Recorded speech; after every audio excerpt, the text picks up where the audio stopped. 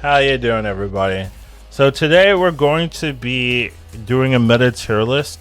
Now the idea for this is I want a tier list to help players that are trying to hit infinite, right? It's the last week of the season, and I think that should be very helpful. So it's trying to help people with infinite conquest, that idea, and we'll kind of go over the details of like how I've broken that down. So let's get started.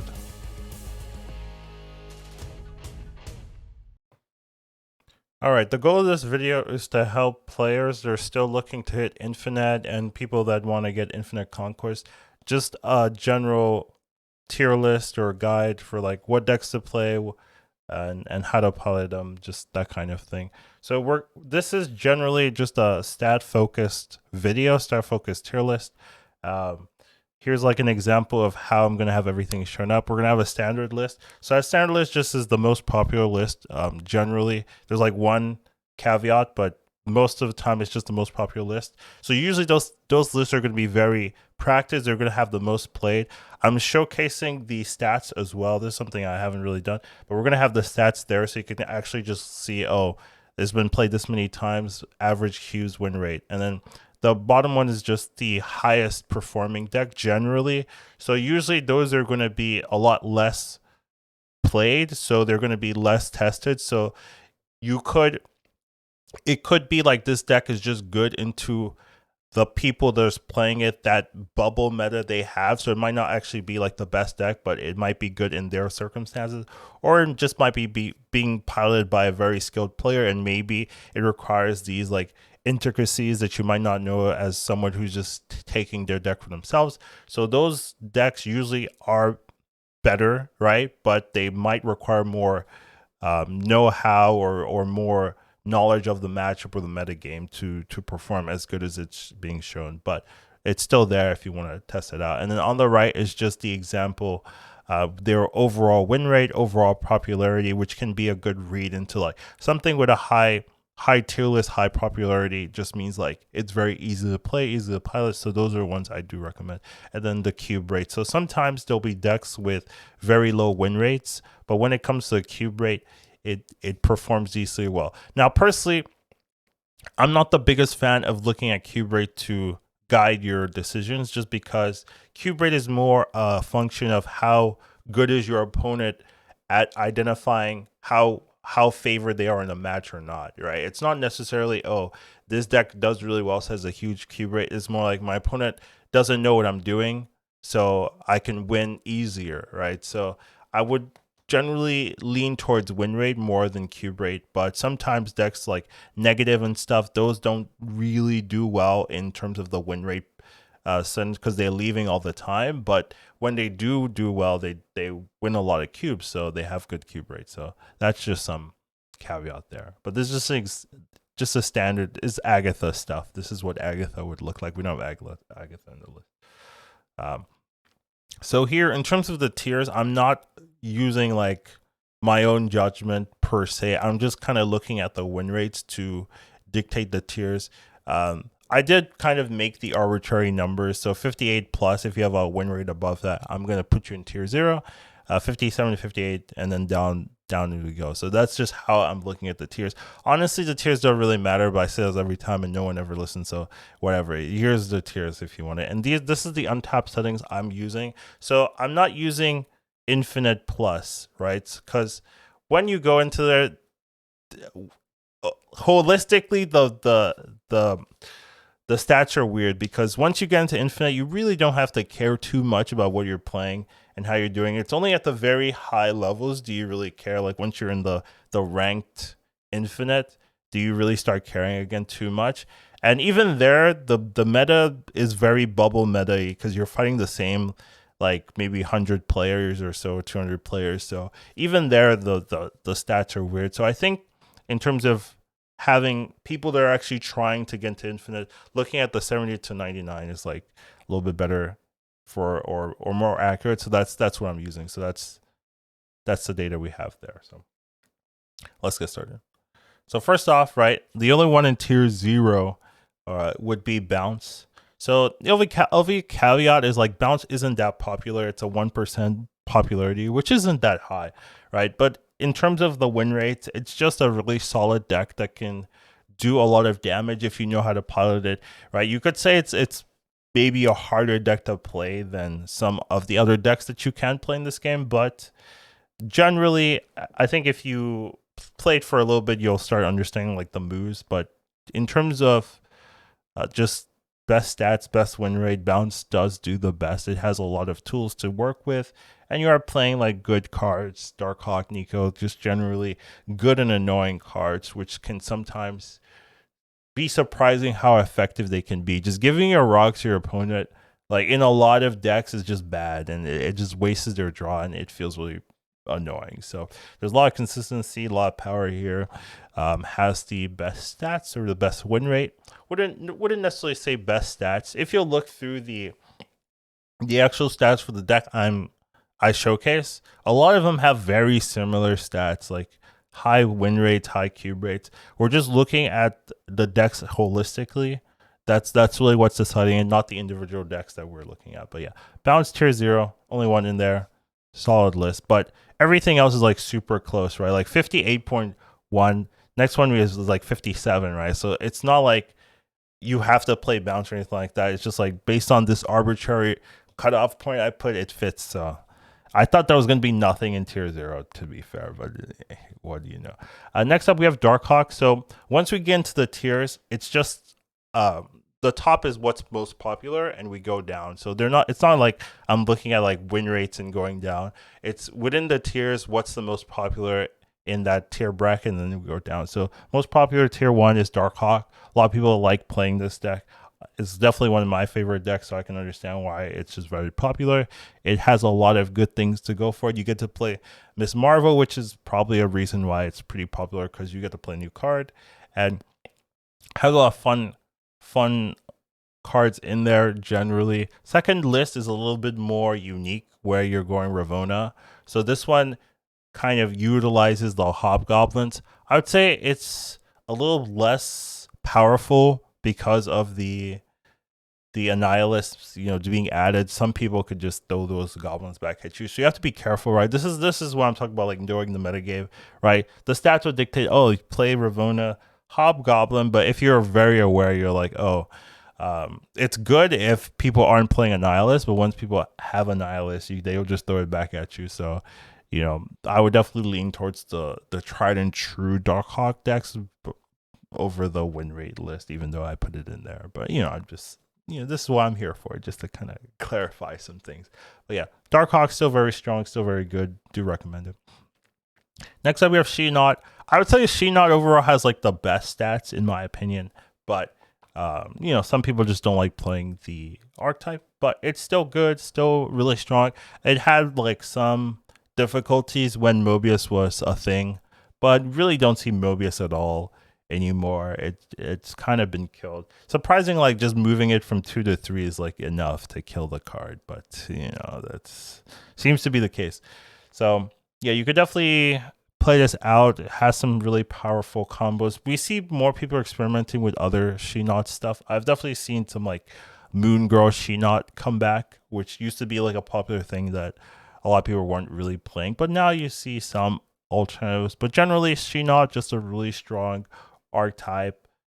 High evolutionary in general is just pretty good as well. So if you want to play this is something I would play. This is probably the most popular single archetype, or the most popular single deck. So there might be more popular decks, but this is like 83,000 games, I think, is the highest I saw throughout the whole thing. So definitely a cool little archetype to play if you like it.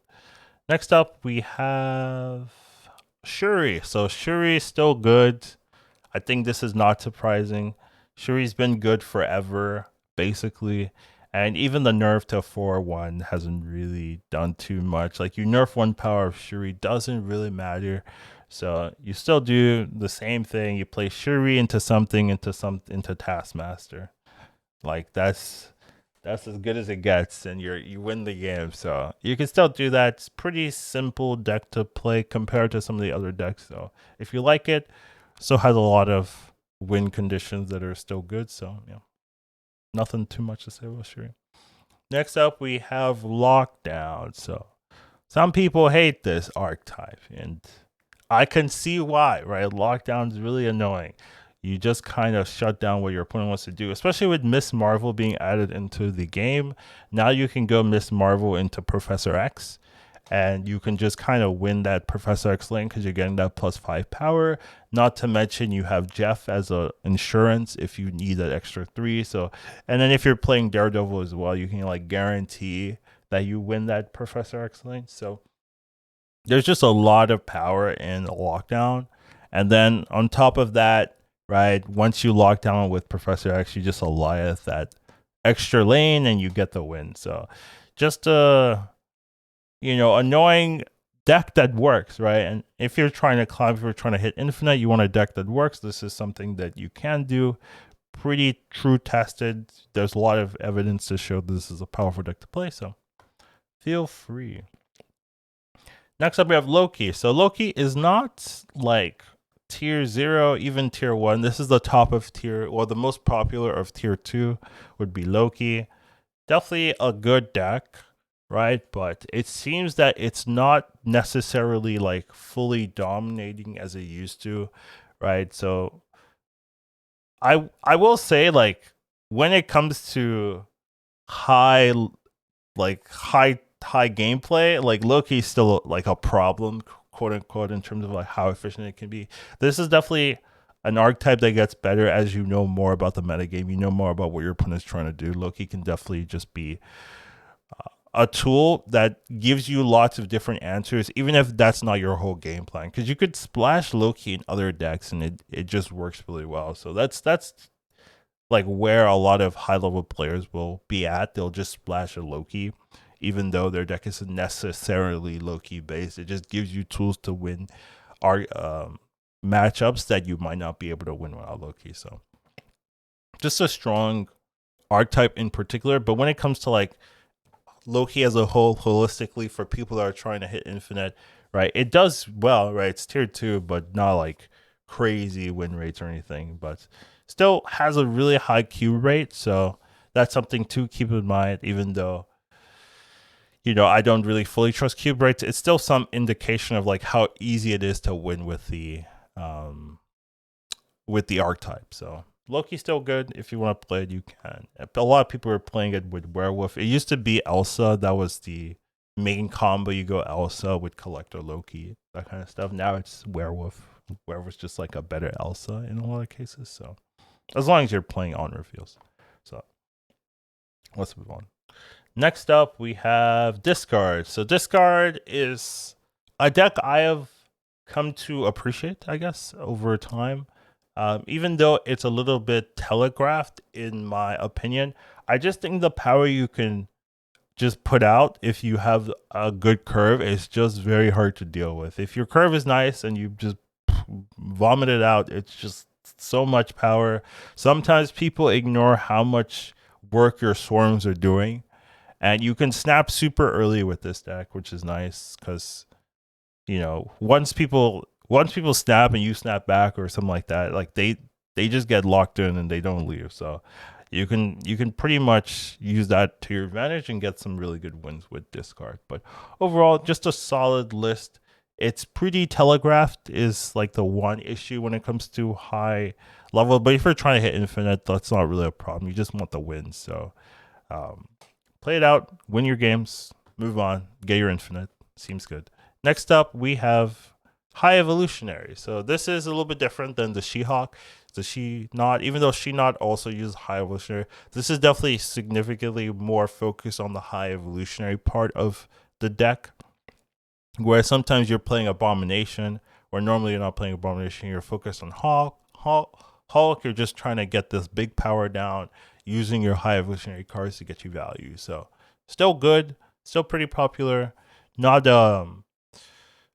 too confusing to play. You run Scorpion for the Abomination and stuff, which sometimes can mess up your opponent, so you have that tech. I will say Luke Cage is a pretty big counter to this. I wouldn't say there's a lot of Luke Cage in the meta. There are like Cerebro decks and stuff that are playing Luke Cage, and some Zabu decks also do that. But overall, right, you have a lot of tools and you can definitely mess stuff up. Next up, we have Cerebro 5. So Cerebro 5, actually quite popular, and I personally think is not that bad. You just, like, even without the Cerebro part of this deck, you can still just win playing 5 power cards every turn. Like, that's not bad at all. And you have things like Miles Morales, right, to get like this cheap value, this one cost stuff. So there's just a lot of power you can put out, and Cerebro just kind of helps it, but it's not the win condition. Even if like your Cerebro doesn't work or you don't draw Cerebro, you can still just win by playing 5 power cards over and over. So just surprisingly good. Still works if you like Cerebro. This is probably the best version of Cerebro we've had. Cerebro 5, I would say. Like Cerebro 3 and Cerebro 2 are still played, but I think Cerebro 5 has like the best win conditions where you don't fully rely on the Cerebro, and that's what I think makes it more viable than the others. Next up, we have Iron Patriot. So this is not that popular. You can see this is one of the lowest popularities in terms of like no one really likes playing this right now. It's because all of their cards got nerfed. Like essentially, right? Absorbing Man got nerfed, Forge got nerfed. Well, changed in a way, and it's just like, hey, they keep nerfing the stuff we want to do, so it means it's not as popular as in its heyday where it was like very oppressive, but it still has a lot of good win conditions. Forge into Absorbing Man is still pretty good, right? Forge into Brood into Absorbing Man is still pretty good. So you still have that out, and now a lot of people are playing Alliance, so you can just kind of finish off with Alliance if you want to be that person. You can also be not that person. That's an option, but overall, still decent. Still has the win conditions. I will say, like, this is one where the win rate for the standard list was higher than the anything else, so I had to put like the closest win rate there, so you can kind of see the differences. But overall, like, it's pretty equal. Next up, we have Destroy. So Destroy is by far the most popular archetype people are using to climb to infinite, and you want to keep that in mind, right? You want to be like, oh wow, 11% of people trying to hit infinite are playing Destroy, right? Like, I should keep that in mind when I'm deck designing. But overall, it's still good. Like, it's still a good archetype.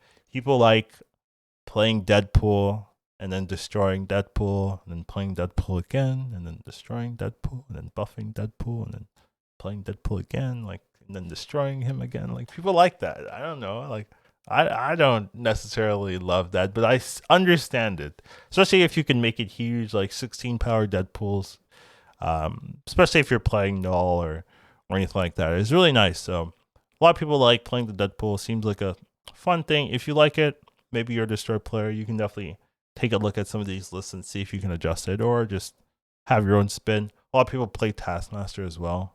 Taskmaster wasn't in the 2 lists that I showcased, but it's a viable gameplay. Anyways, Destroy, very popular.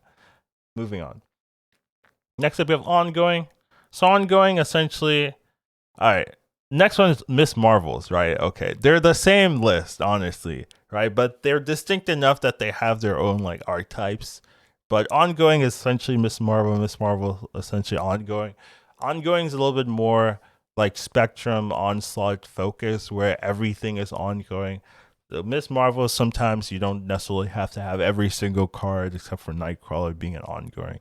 But generally, this is the reaction to the season pass, to Miss Marvel coming out. A lot of people are playing Miss Marvel and a lot of things, and it's pretty good, right? Like, it's doing well for itself. So if you like Ongoing, you like Spectrum, this is definitely an archetype you can play.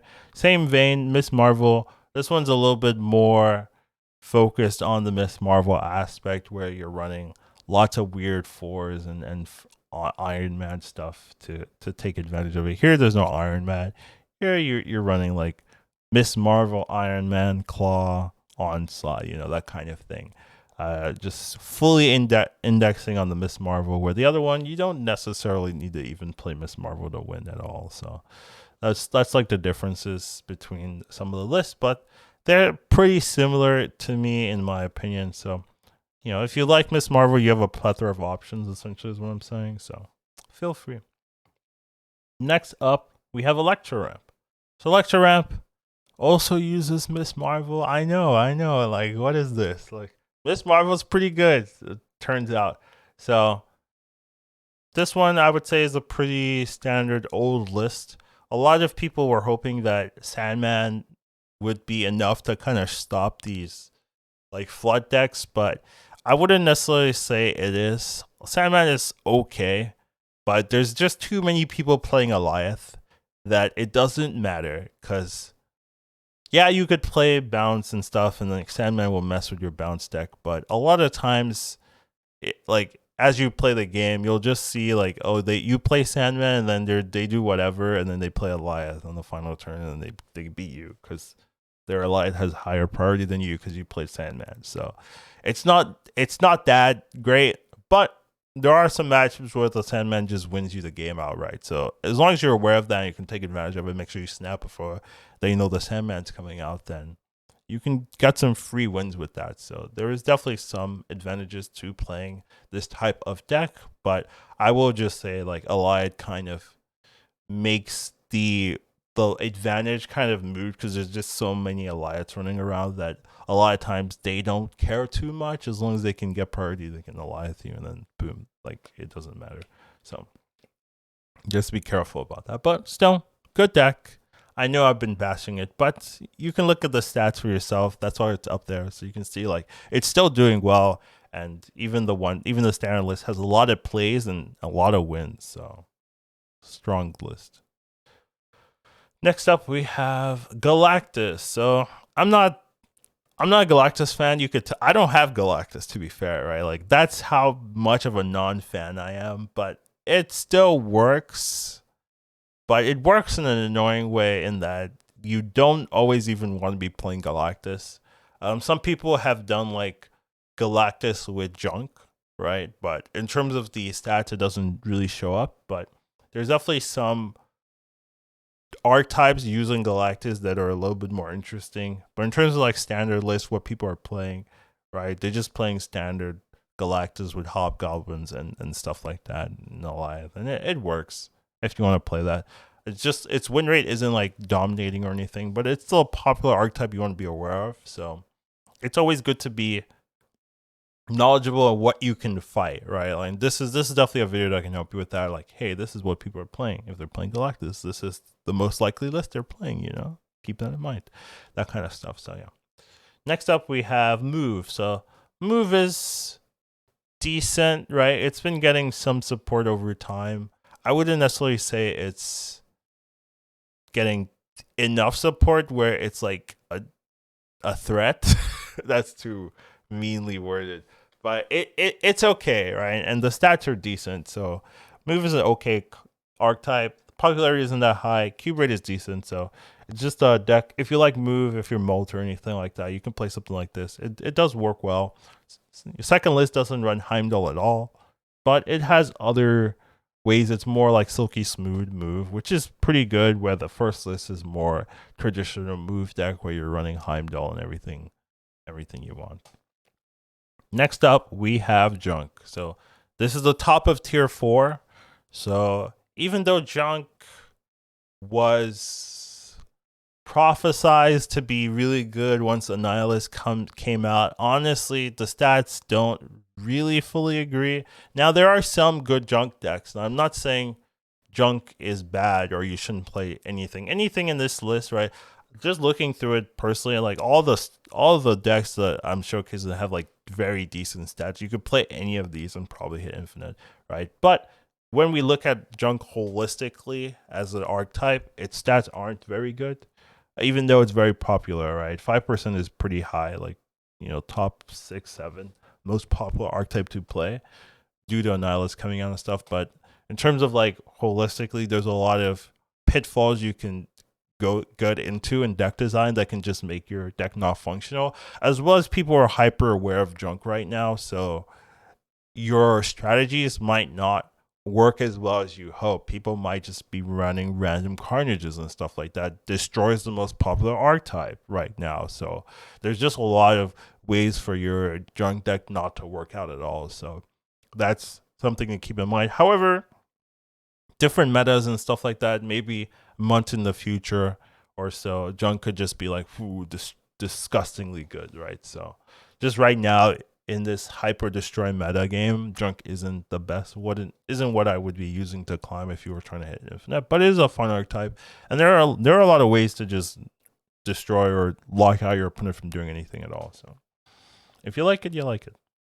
Next up, we have Mr. Wong. So Wong is a fun card that a lot of people do like playing and has some potential to blow out games, right? There's some combos with Wong that are unbeatable if you don't interact with Wong at all, right? And that's, I would say the problem is that Wong is pretty interactable and everyone now has Alioth. So if you don't have priority in the final turn with Wong, they will Alioth you and kill you. And that is almost every deck you're fighting has that option to destroy you that way. So it just makes things a little bit awkward when you're playing Wong. There's too big of a target where it's like, I'm playing in the Wong lane turn 6. Where should you play your Alioth? Like, it's right there, right? So that's kind of the biggest issue with it. But there are some Wong combos that don't care, even if you kill the target, as long as they have priority. So usually you need like Wong White Tiger that will give you like 14 power somewhere, and that can maybe be enough to win. Not all the time, but sometimes it is enough to have priority, and then you can do like your combo. And even if they destroy your Odin, you can still get there. So it's not unbeatable and stuff. And the stats, right? If you look at like the win rate list, the stats are insanely good for that, right? So there's definitely some avenues to do really well with Wong. However, I'm just mentioning some of like the big issues that you might come in across if you decide to like pilot this deck to infinite. Next up, we have Thanos. Thanos is very low. I agree. It's just not that popular, though. The win rate's better than Wong, right? But Wong has more popularity. That's why it's up there. But Thanos, it's viable. It's good. It's okay, right? It's not as dominating as it used to be, right? Thanos used to be like the best, like top 2, top 3 best archetype to play. That's definitely fallen a lot. We still have that Soul Stone nerf that's been kind of hurting Thanos players. Still can feel that lack of draw, but still, it still has some viabilities. A lot of people are using it in terms of Dino Devilsaur, right? Devil Dinosaur. Still really good with that. You can play Devil Dinosaur Mind Stone last turn, draw 2, fill your hand. It's pretty good. Things like that. So there's still some avenues. You have a lot of ongoings to take advantage of. Blue Marvel loves Thanos decks with all the stones. So there's still a lot of things to do with Thanos that are good. But overall, holistically, it's not the crucial deck you need to play. It's just a deck to be aware of. And if you like it, you can definitely play it. Next up, we have Surfer. So Surfer is okay. Honestly, like anytime I play Surfer, I feel I understand like, hey, there's some good avenues to win, but there's also some issues. I will say it will get better once Sebastian Shaw comes out. So there is that avenue to look forward, and that might make Surfer a lot better. But right now, I wouldn't necessarily say it's like the best thing to play in terms of climbing. Its stats aren't crazy good, but it has some cool stuff. It does play Negasonic, which is a card I really want to find a place where it's just fantastic. However, I don't have that yet. But and you know what annoys me? Now I'm going to rant a little bit. If you play Negasonic and they play Alioth, the Alliance will kill your Negasonic, and it's just like, come on, man. Let me have something. But yeah, I've had that happen to me a couple of times, and it just makes me not want to play Negasonic. But overall, Server is still pretty good. Not as crazy as it could be, but it has some windows of avenue. And the second version is is definitely more move centric than Surfer, but it does have that Surfer game plan. You can still do a lot of things. And it's still the essence of Surfer, just has Craven as a secondary win condition. Next up, we have Hella. Hella. So Hella's lists are okay. Like, I'm a big Hella fan, but even I can see like sometimes it's a lot of RNG and doesn't always work in your favor. And sometimes even if you have the good RNG, it doesn't necessarily mean you'll win. But if you like Lockjaw, you like playing Hella, this is definitely something to play. Does do pretty well, so you can definitely pilot Hella. There's also a Tribunal list, but it's even less consistent than regular Hella, in my opinion. Next up, we have Patriot. So Patriot's fallen off. This is definitely a good list if you play into a lot of bots. Just generally, that's they don't really do well with Patriot stat scaling at the end of the games, but overall, it still has some win conditions. I will say the problem with playing Patriot right now is that there's a lot of ongoing hate in the game. Like most people are playing Miss Marvel instead of things like Patriot. So when you play Patriot, they kind of just destroy your Patriot, they destroy your Mystiques, they destroy all of that stuff. So when you're relying on Patriot, you open up avenues that a lot of people have right now to kind of shut down your game plan. That's why I wouldn't necessarily say Patriot is like the best thing to be running to win, but it is something you can do. It is viable. So yeah, just keep that in mind. Next up, we have Cerebro 2. So another Cerebro list. This one isn't super duper popular, but it can play Echo, which right now is pretty good of a thing to have in your deck list since a lot of people are playing Miss Marvel. And it's just a nice little functioning deck with a lot of tech cards, essentially. Right? You get to play Negasonic, you get to play Storm, you get to play Goose, Luke Cage, a lot of tech. So fun list if you like it. The only issue I have with this is if you don't draw Cerebro, you're kind of screwed. Like, that's my opinion. Like, you're having 8 power, right? Like 12 if you play Blue Marvel, but 8 power on no matter how many lanes you have that on is not enough. So that's the issue I have with Cerebro 2. If you do draw the Cerebro, you're doing well, but if you don't draw the Cerebro, then you're in trouble. So that's my issue with the deck. And then this isn't last. But now we're in tier 5. Were we in tier? Yeah, now we're in tier 5. The last tier we have. First one, most popular list in tier 5 is Negative.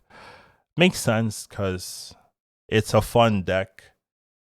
You could see the win rates for the individual decks. They don't go past 50%. So even though I guess I could have changed the color on the win rate, right? So if it's under 50, I could have made it red or something. Anyways, not important. But yeah, you could see like the win rates for the cards or for the archetype isn't very good, but it does have decent cube rate somewhat. So it is something you can play. It's just hard to recommend it for climbing since you need you can't be like leaving every 2 games, right? Like that's gonna hurt you in terms of climbing consistently. But yeah, when it does work, it works really well and has like this really huge payoff. But you just have to be very careful. I do like the win rate list a little bit higher because you can win without Mr. Negative here. You've got the Surfer, you've got the Wong. Wong Surfer is pretty good. You've got the Brood. A lot of pieces that work even without the negative. So that one I'm kind of okay with, but still, it still has its problems, of course. Next up, we have Hella Tribunal. So this one, I would say it's just not as consistent as regular Hella, even though when you look at the individual stats, I would say its individual stats are a little bit better. Like, at least the win rate list, it's a little bit better, right? If you have Modok Hella and under Invisible Women and people just there's not enough Cosmos to really shut you down, you could just get that guaranteed win. And that's just something you have to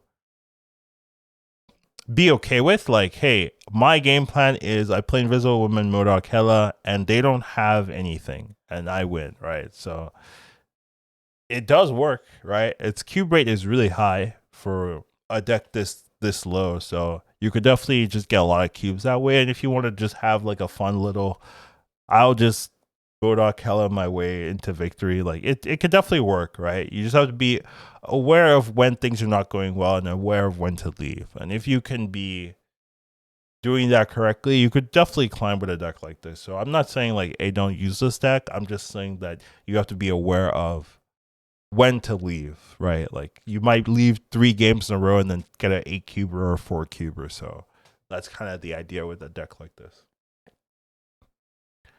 And then the last list we have here is Cerebro 3. Now, Cerebro 3 is fine.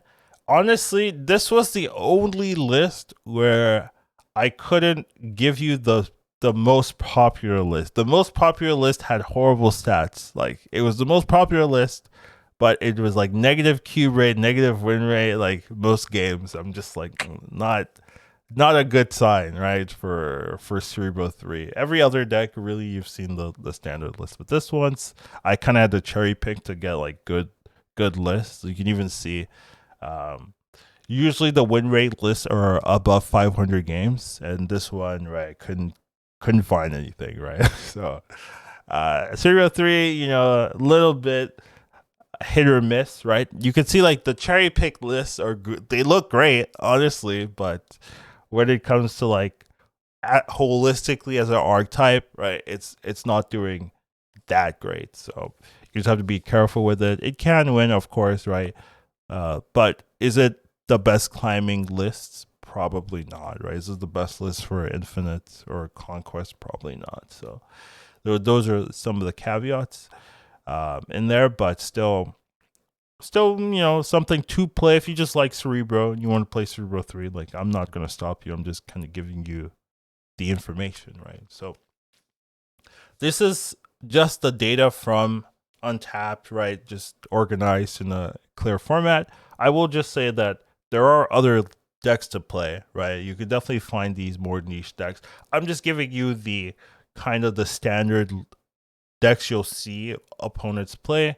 2 reasons, right? You might find something you want to play yourself, and you'll also be able to identify what other people are playing and what cards they have, right? And I think knowing exactly what cards your opponents are playing is just very good for climbing, because you can plan for when to leave and when to stay, because you can see what their best plays are. You can see like, oh, what are their likely plays that I might not be able to beat or I might be able to dominate. So those are kind of the ideas here. What are your thoughts? Do you like this? This is a little bit different. I'm giving more information out. I think that's somewhat helpful, but overall, that's the video for today. I hope you guys enjoyed it, and I'll see you in the next one. Take care of yourself. Have a wonderful rest of your day. I wanted to do like a tier maker list of everything, but it's like, that's too much. Anyways, bye-bye.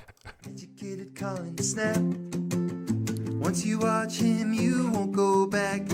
He'll teach you tomorrow, snap. Your skills will be